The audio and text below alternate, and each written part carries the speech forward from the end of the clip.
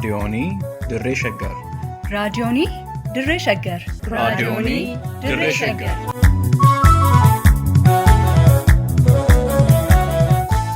Raadiyoonii Dirree Shaggari. Raadiyooniin Dirree Shaggar torbaan guutuu guyyoodhaan galgalatti sa'aatii tokkorraa eegalee hamma sa'aatii tokkoof walakkaatti dambalii gabaabaa meetir baandii 19 kiiloo heerzii 15,415 irratti qophii dabarsuu amma jalqaba. Raadiyoonii Dirree Shaggar.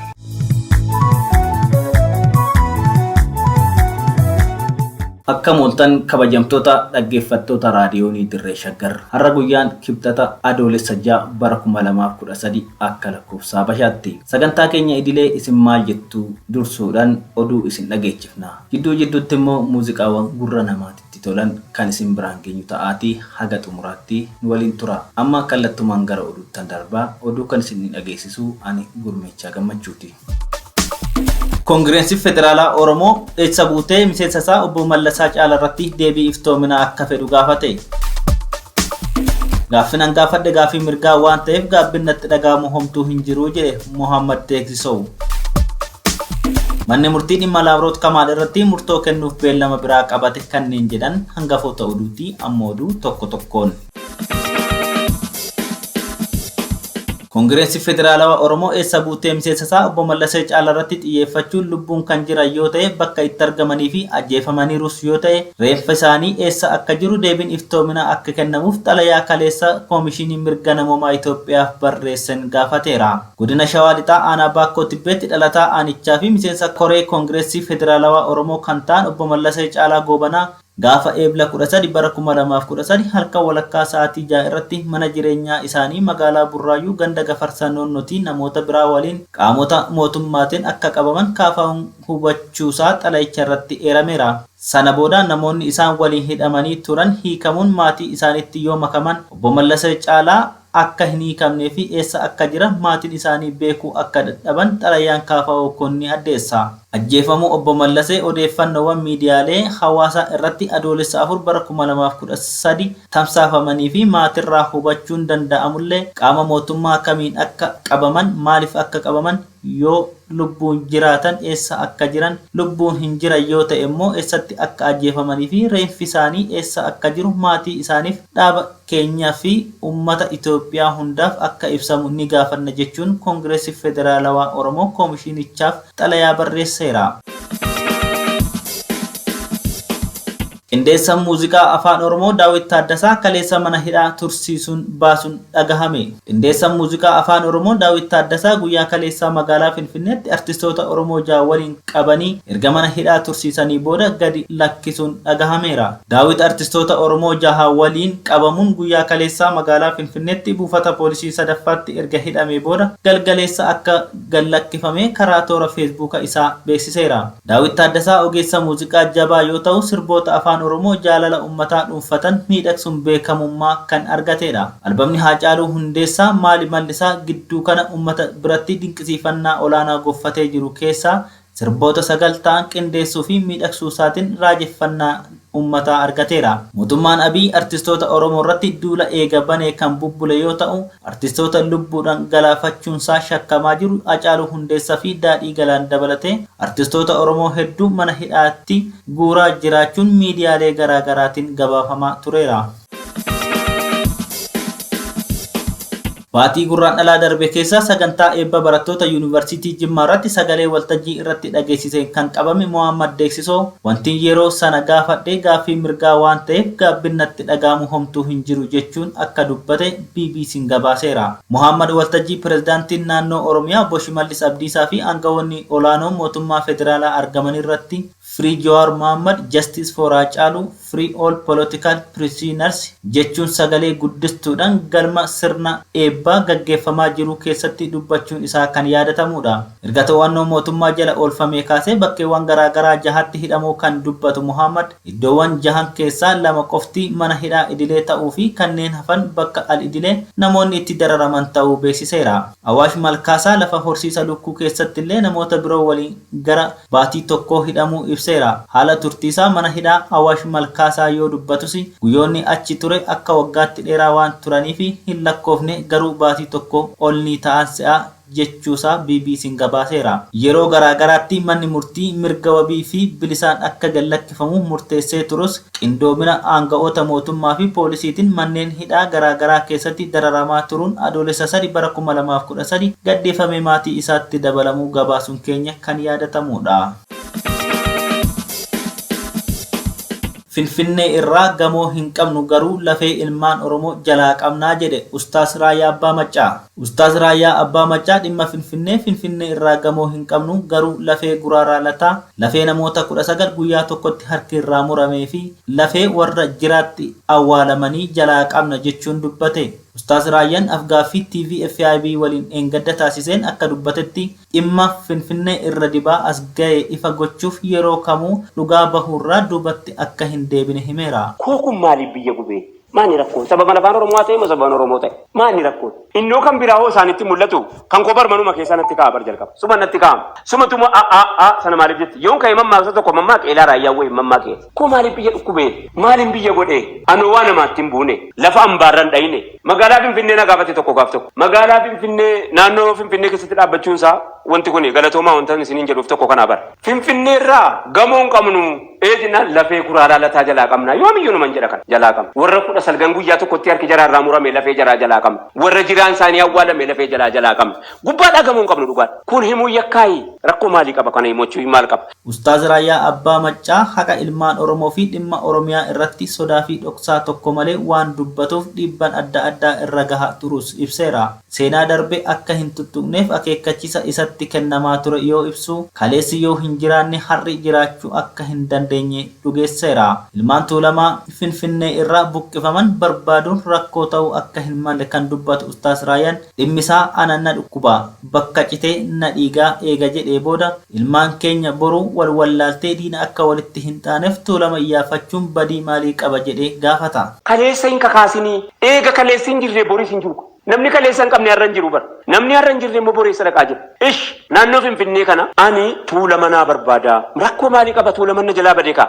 Na jalaa faca'anii. Ana na dhiba. Ana bakka citeen na jalaa dhiiga. Ana na dhukkubsa. Abbaa kooti inni kaleessa eessa dhaqanii Tuulama naa barbaada wannan jedheef waa rakkoo biraatiif miti bara. Nama rakkisuuf miti. Waasaatiif isatu walirraa godaane. Anatu isarraa godaane. Ilmoon gaafa hin jirre ilmoon kootiif ilmoo isaa wal wallaala. Diina wal seeti. Har'a yoon itti hime malee eenyuun itti naa hima. Kana malee an hawaasa biraa miidhuurraayis sagantaa tokkollee hin qabu. Nam tokko sababa Raayyaa Abbaa Maccaa akka inni miidhamu hin barbaadu. Eenyullee inni kaleessa natti dhukaasaa ture suni hadha sitti dhukaasan jennee man. Jennaan kaleessa natti dhukaasaa turte naa beeki hin jedhe malee. Maa yooni na oon naa beeki jedhe keenya moo maaliif dhukkubsata? Diinni gaafa Oromoo cabsu handhuura Oromoo dachee Tuulamaa magaalaa Finfinnee mandheeffachuun akka ta'e eenyuyyuu jalaa dhokataa akka hin taane fi sirni mootummaa abbaa irree dhufaa darbaa seenaa, aadaa, afaan, duudhaa, safuu, amantii fi eenyummaa Oromoo balleessuuf Finfinnee irraa akka jalqaban beekuudhaan Oromoon mirga abbaa biyyummaa deebifachuuf qabsoo dhimma Finfinnee wal qabatuuf xiyyeeffannaa guddaa kennuun qabsoo waliigalaa gochaa turuun kan yaadatamudha. Manni murtii waliigalaa federaalaa dhaddachi oliyyannoo yakka lammaffaa dhimma Laamroot Kamaal irratti murtoo kennuuf beellamni kaleessatti qabatee ture murtoof hin dhaqqabne jechuun beellama biraa qabatee jira.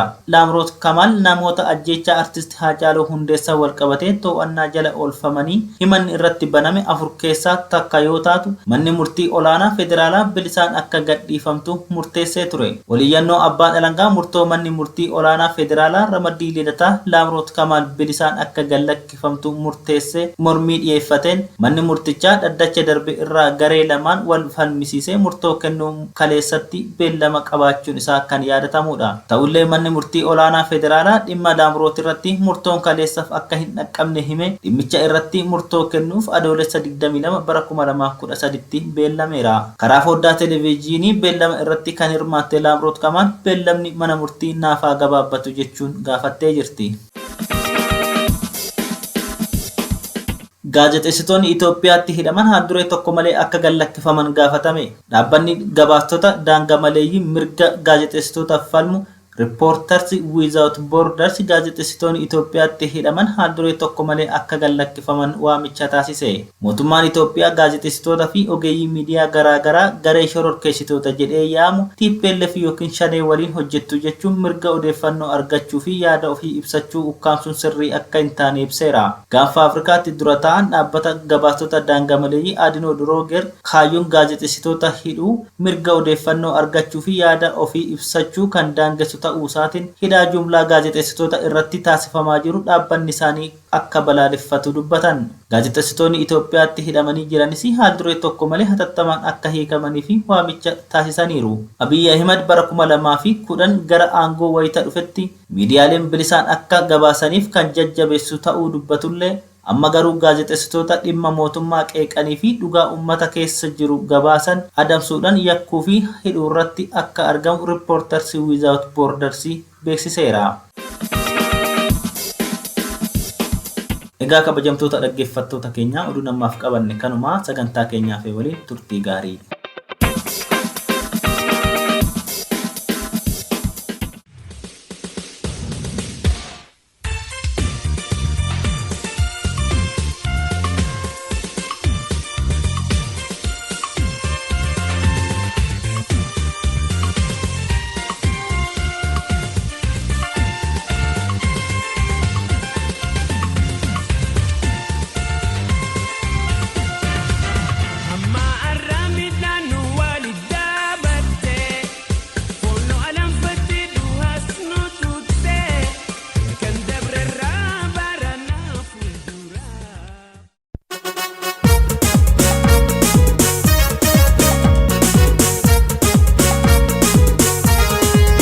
Isin maal jettu?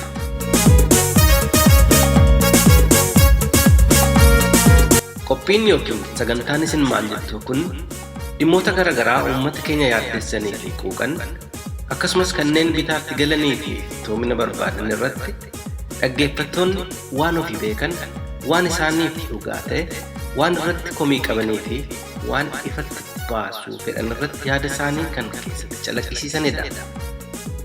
Isin maal jettu?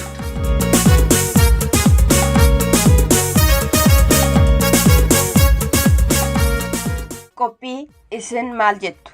Kabajamtoota dhaggeeffattoota raadiyoonii Dirree Shaggar bakka jirtanitti nagaan keenya sinaa ga'u jechaa sagantaa keenya isin maal jettu har'aa dhimma tokkummaa uummata Oromoo fi tokkummaa jaarmiyaalee siyaasa Oromoo irratti xiyyeeffatu yaada isin dhaggeeffattoonni nuuf kennitan waliin qindeeffannee qabannee dhiyaanneerra.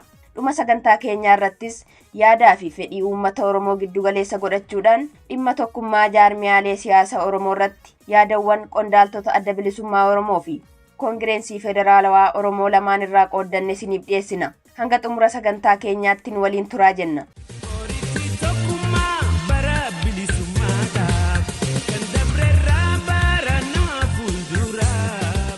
Dhimmoota Oromoon hawwu keessa inni tokko tokkummaa Oromooti. Tokkummaan Oromoo hanga Oromoon fedhu sababiin hanqateef maal jettu? Namni yaada isaanii nuuf kennan tokko akka jedhanitti rakkoolee tokkummaa Oromootiif gufuu ta'an keessa haalli ijaarsa impaayera Itoophiyaa kan eeramu akka ta'e dubbatan.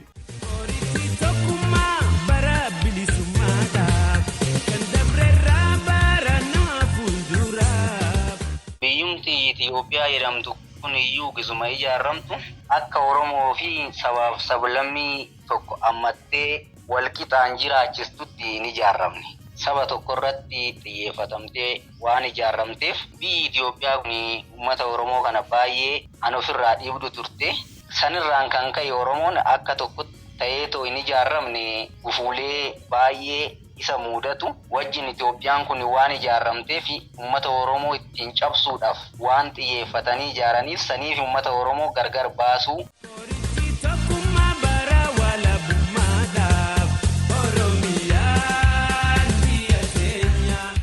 Namoonni dantaa dhuunfaa isaanii giddugaleessa godhatanii fakkaatanii jiraachuu amaleeffatanii fi of jaallattoonni ana malee jedhan mooraa qabsoo Oromoo keessatti heddumachuudhaan tokkummaa fi injifannoo Oromoon akka sabaatti barbaadu akka lafarra harkise himu.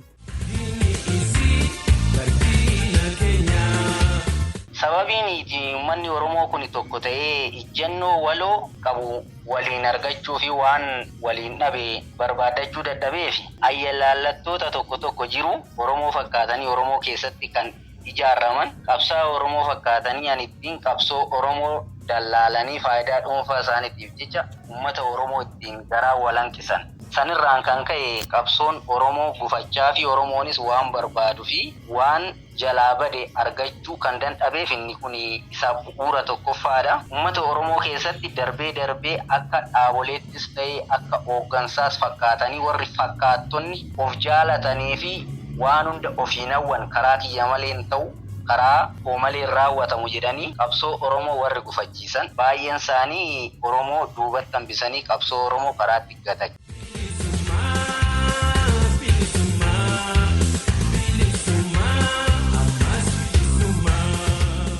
Hudhaan yookaan gufuun tokkummaa fi qabsoo uummata Oromoo irratti danqaa ta'e kun Oromoon akka sabaatti gaaddisa tokko jalatti ijaaramuudhaan furamaa jedhu.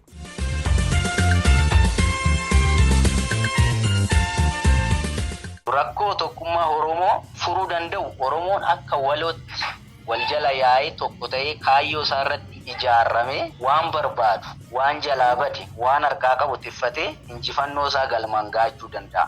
Inni bu'uurri guddaan Oromoo tokkoomsuu danda'u ijaarsa. Oromoon walitti dhufee akka sabaatti yoo ijaarame kaayyoo qabsoo isaatis galmaan ga'a, uummata isaas hin bilisoomsa jedhee tanan fudhadhaan.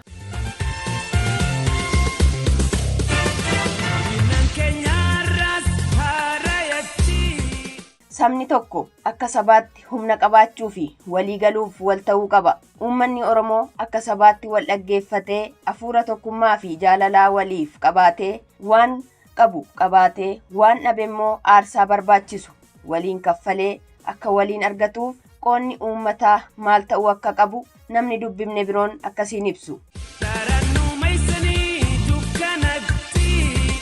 Jalqaba irratti tokkummaa fi jaalalli akkuma beekamu bu'uura waa hundaati. Saba tokko keessatti immoo yoo tokkummaa fi jaalalli hin jiraanne ta'ee nageenyi fi walta'iinsi hin jiru.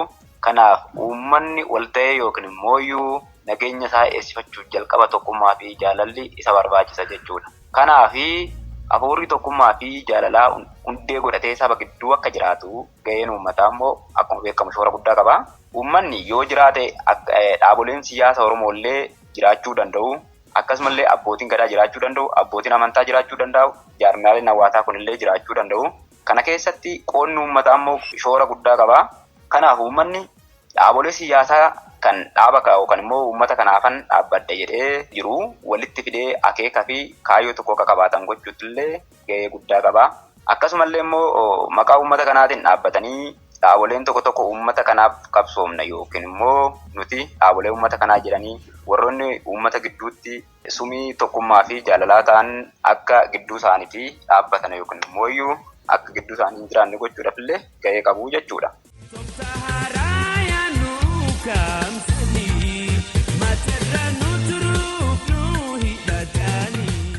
Hafuurri tokkummaa fi jaalalaa hawaasa gidduutti akka dagaaguuf akkasumas uummanni Oromoo sirna ofii jalatti akka ijaaramuuf qoonni abbootii gadaa guddaa akka ta'e dubbatu. Abbootiin gadaa mootummaa jala deemuu dhiisuun jaarmiyaalee Oromoo gaaddisa tokko jalatti akka walitti dhufaniif hojjechuu qabu jedhu.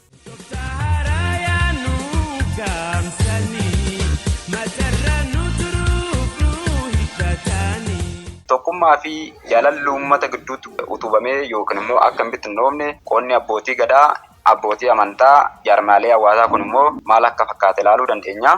Abbootiin gadaa jalqaba qaama uummata kanaati. Uummata kana keessatti warra sirna gadaa gaggeessuu danda'an. Warri sirna gadaa kana gaggeessuu danda'an immoo tokkummaa fi jaalala uummata kana gaaddisa tokko jalatti, odaa tokko jalatti uummanni yaada tokkoo fi ijjannoo tokko qabaachuu danda'an godhuu keessatti uummata keessaa akka uummata Oromootti abbootiin gadaa qooda guddaa qabu. Kanaaf irra caalatti garuu abbootiin gadaa Oromoo yookiin immoo abbootiin gadaa ammallee irra deebi'anii kana jechuu danda'u ergama mootummaa fi sagalee mootummaa ta'uu dhiisanii uummata kana gaaddisa tokko jalaa fi odaa tokko jalatti walitti qabanii wanna rakkoo uummata kanarra jiru ijjannoo tokkoon jala dhaabbachuu fi kaayyoo uummata kanaa ammallee iftoominaan sirna gadaa jalatti akka deebi'utti hojjechuu irratti illee gahee olaanaa qabu jechuudha.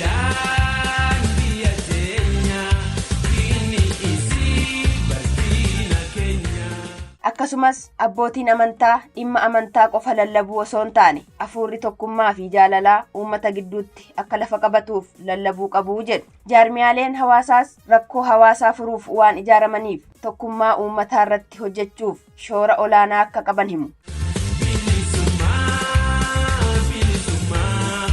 Abbootiin amantaa lallaba amantii qofa osoo hin taane uummata gidduutti tokkummaa fi jaalalli akka jiraatu yeroo kamiyyuu bakka kamittiyyuu lallabuun isaanirra jiraata. Uummanni kun bakka tokkotti walitti qabamee rakkoo kamul ofirraa akka qolatuuf yeroo kamullee amantii qofa lallaba osoo hin taane tokkummaa fi jaalalli lallabuun isaanirra jiraata. Inni sadaffaan jaarmiyaalee hawaasaa yookiin siivil soosaayitii isaan jennu kuni jaarmiyaaleen hawaasaa jalqaba hawaasuma keessaa bu'uureffamu.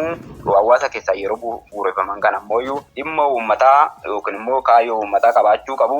Kaayyoo uummataa qabaachuu qabu yoo jennu jaarmiyaaleen kun uummata keessa erga bu'uureffamaniiti uummata kanallee humneessuu fi tokkoomsuu jaalalaallee mataa walitti qabu gahee qabu. Kana yoo isin jedhu jaarmiyaaleen hawaasaa irra caalatti waa'ee dhimma uummataa yookiin waloo uummataa irratti ibsallee baasuu ni danda'u. Karaa diinagdeellee uummata utubuu ni danda'u. Yaadolee wal ta'an yookiin immoo jirana adiyaa uummata kanaafillee akka tokkummaa fi jala qabaatan gorsaa fi wantoota tokko wal jala yaasisuullee ni danda'u. Kana gochuudhaaf gahee ni qabu. Jaarmiyaaleen hawaasaa akka kanatti illee toora tokkummaa fi jaalala baachuu ni danda'u jechuudha.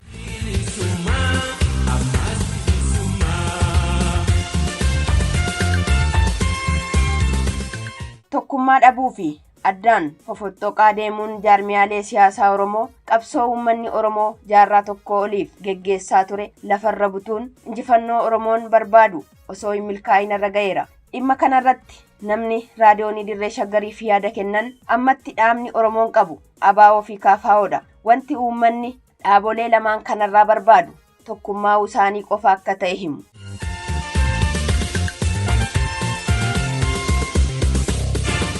Paartiileen lameen isaanuu akkuma addaan boba'anitti fofottoqaa walajjiisaa walbaleessaa maal jechaa dhufanii amma lameen kana qofatu hafee paartiilee ABO KFO'tu jira paartiileen siyaasaa Oromooti jechuudha. Jarri kun lameen gara takkatti walitti bocamee maaltu fala gaggaa'ee irraa ol gaafatee ati kana dandeessaa namuu dandeettii fi waliin gallee jiru. Namuu akka danda'uti waliin gatta'anii ati kana qabii an kanaan qabaa waliin gaarii tokkummaa uumanii lubbuulee ilmaan Oromoo dhumaa jiru sana dandamachiisuun dirqama isaanii barbaachisu. Filannoo yoo hin taane dirqama dheedina mul'ataa jechuudha. Yoo misaan dhibumaan warroota qabsoo Oromoo fi qabsaa taate Oromoo ta'uu waan taate waan biraa tokko godhuu hin qaban. Wanni isaan gargaaruu hin qaban tokkoomuu isaanii.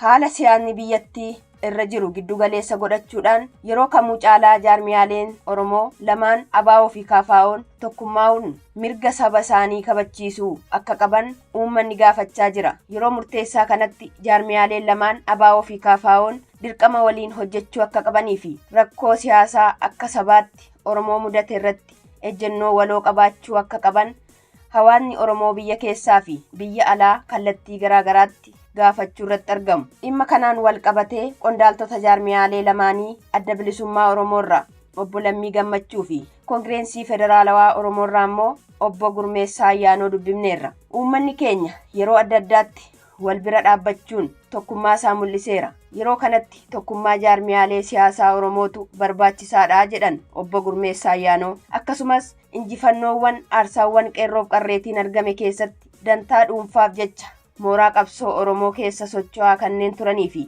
mooraa qabsoo Oromoo ijaaruuf kanneen qabsaa'an yeroodhuma keessa seccaamanii addaan ba'aniiru jedhu.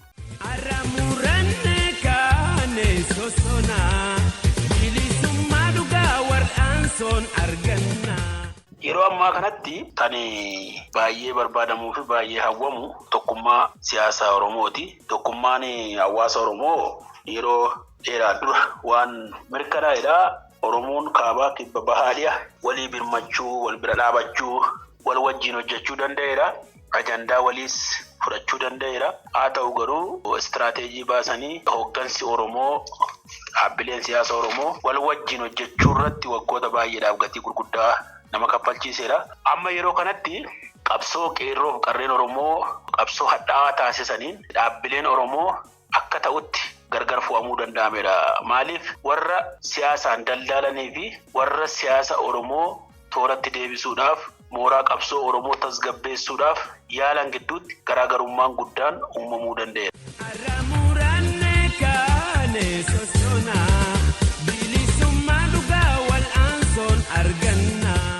ABO fi KFO'n dhimma uummata Oromoo irratti waliin hojjechaa akka jiranii fi gara fuulduraattis akka waliin hojjetan ibsaniiru. Jaarmiyaaleen lamaan waliigalteedhaan sirnawwan hojii irra ooluu qaban kan egeree uummatichaa irratti xiyyeeffatan irratti waliin hojjechaa akka jiran obbo Lammii Gammachuu ni dubbatu.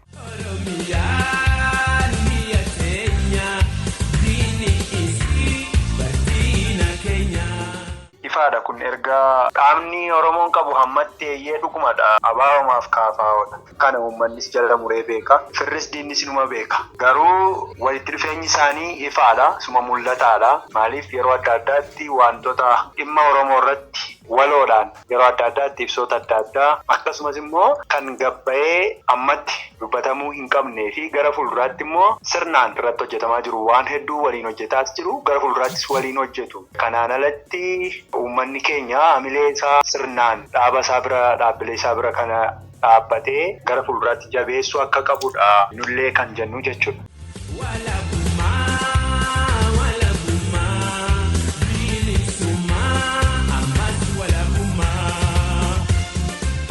Mooraa qabsoo Oromoo akka ta'uu qabutti ijaaruun waan barbaachiseef marii yeroo dheeraan booda ABO'n Jaal Daawud Ibsaan hoogganamuu fi KFO'n Profeesar Mararaa Guddinaan hoogganamu waliin hojjechuuf waliigalteerra ga'anii akka jiran obbo Gurmeessaa Ayyaanoo ni dubbatu.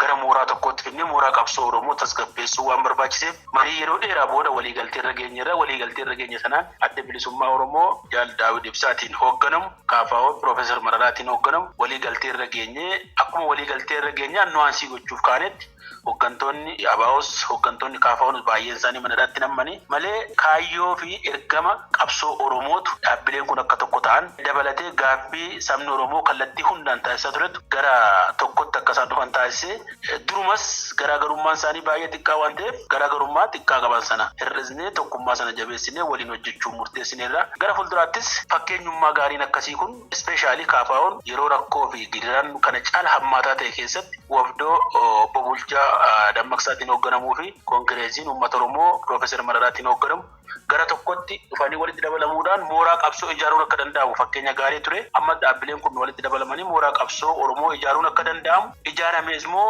humni Oromoo gara tokkotti dhufee bu'aa buusuu akka danda'u hojjetamaa jira hojjetamaas ture.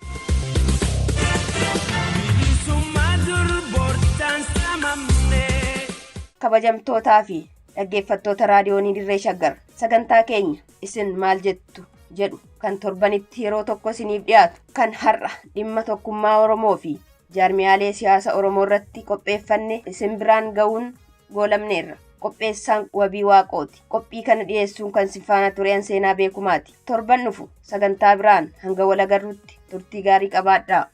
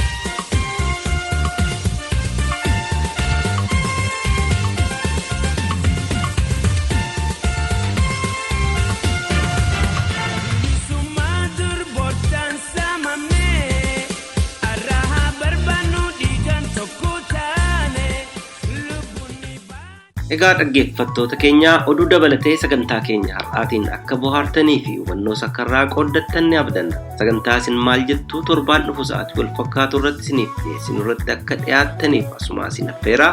Tamsaasa raadiyoonii Dirree Shaggar boruu galgala sa'aatii wal fakkaatu irratti isiniif darbuun walitti deebina. Turtii gaarii qabaadhaa.